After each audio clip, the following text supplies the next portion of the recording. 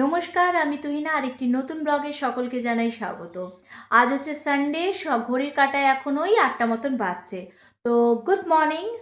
আর সানডেতে already Ratul school চলে গেছে। সানডেতে কেন গেছে স্কুল? কেন কি আজকে হচ্ছে ওদের রিহার্সাল চলছে, মানে ডিসেম্বর মাসে ওদের অ্যানুয়াল প্রোগ্রাম আছে, তো তার জন্য প্র্যাকটিস রিহার্সাল যেটাই হোক না কেন স্যাটারডে সানডের মধ্যেই ওদের দেয়। তো ওর বাবা অলরেডি ওকে নিয়ে চলে গেছে, একদম সকাল 6:30 পৌনে 7টার মধ্যে বেরিয়ে গেছে। 7:15 থেকে ইন করতে হবে, 9:15 অবধিও হবে, দেন ওরা চলে আসবে। তো আসার পথে আমার মা বাবা দুজনকেই নিয়ে আসবে আজকে।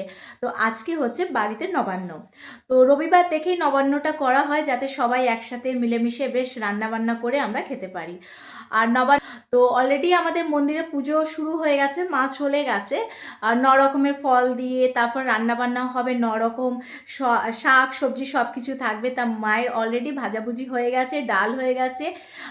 কালকে রাত্রিরে যেমন গুড়ের পায়েসটা করে রেখেছিলাম, আজকে যেমন চাল বাটাটা যে চাল বাটা যে প্রসাদটা হয় ওইটাও অলরেডি বাড়িতে হয়ে গেছে। তো এই নিয়ে থাকবে আজকের ব্লগটা, দেখতে থাকো, আশা করি তোমাদের খুব ভালো লাগবে। এখন যাই, চলো মন্দিরে।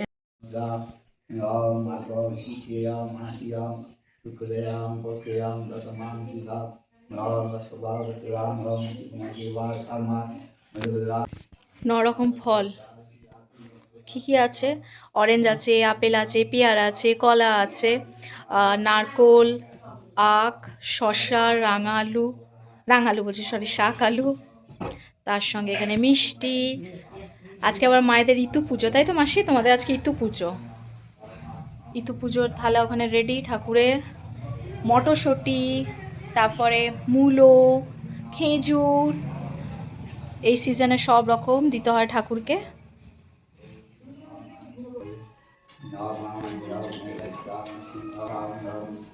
নবান্নর প্রসাদ সন্দেশ, আর এই গুড়ের সন্দেশ খেতে যে কী ভালো লাগে।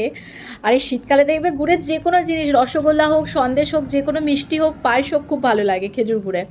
তো যাই হোক, এটা খাই। এবার চলো তারপরে যাবো রান্নাঘরে। এসেছি এখন রান্নাঘরে। তো কটা পেঁয়াজ আছে সেগুলোকে কাটতে হবে। আজকে হবে মাছ, তো মাছের রুই পোস্ত হবে, চচ্চড়ি শুক্তো, আর তার সঙ্গে 9 রকম ভাজা, ডাল, গুড়ের পায়েস, চাল বাটা, চাটনি, পাঁপড় ভাজা, মিষ্টি। তো এইগুলো হচ্ছে আজকের লাঞ্চের মেনু। আর তো চলো ঝটপট করে পেঁয়াজটাকে কেটে নিই, কেটে তারপর তোমাদের সঙ্গে দেখা হচ্ছে। ছাড়ানো হয়ে গেছে, আর এই খোসাগুলো না আমি এদিক ওদিক ফেলি না, তো একটা জায়গায় রেখে দিই, তো আমার সারও তৈরি হয় আর ভালোই হয় গাছের পক্ষে। তো চলো এটাকে আপাতত এখন দিয়ে দিই। বাড়িটা দেখেছো কি সুন্দর রোদ, মিষ্টি রোদ। এই দেখো এখানে কত ডিমের খোসা, পেঁয়াজের খোসা, ঠিক গোলাপ গাছের গোড়াতে দিয়ে দিই।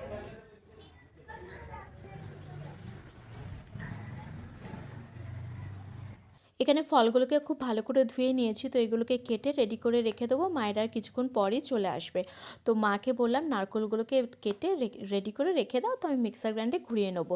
দেখবে চাল বাটা দিয়ে সব রকম ফল আর নারকেল কোড়া খেতে বেশ ভালোই লাগে। আর নবান্ন মানেই হচ্ছে কিন্তু নতুন চালের পুজো হবে, আর সেটাকে কিন্তু আমরা পেটে বা গোটা গোটা চাল খাবো। বাট আমরা তো এখন আর গোটা গোটা চাল খেতে পারবো না, তাহলে আর হজমই করতে পারবো না। আগেকার মানুষরা যেমন দাদু ঠাকুমারা গোটা গোটা চাল খেত কলা দুধ দিয়ে মেখে। তো এখন তো যাই হোক সব কিছু চেঞ্জ হয়ে গেছে। এখানে দেখছি মায়েরাও চলে এসেছে, আর রাতুলকে দেখছো সেই ভোরবেলায় উঠেছে, মানে ঘুমে যেন চোখ আর খুলতে পারছে না। তো এখানে দেখো সব রকম ফল আর তার সঙ্গে চাল বাটা, এই হচ্ছে আজকের নবান্ন জলখাবার।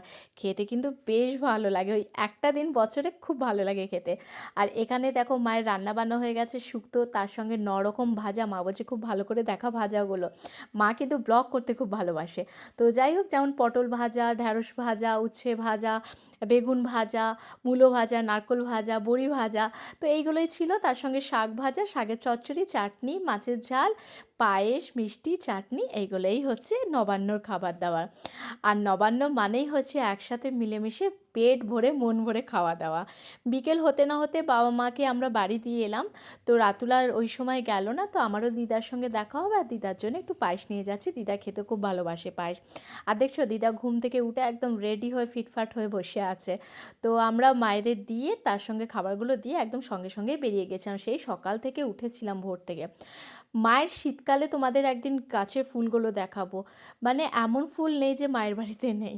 তো যাই হোক, চলো দেখা হবে নেক্সট একটি নতুন ব্লগে। ব্লগটা ভালো লাগলে লিখে জানিও। সকলে ভালো থেকো, সুস্থ থেকো, দেখা হচ্ছে নেক্সট ব্লগে।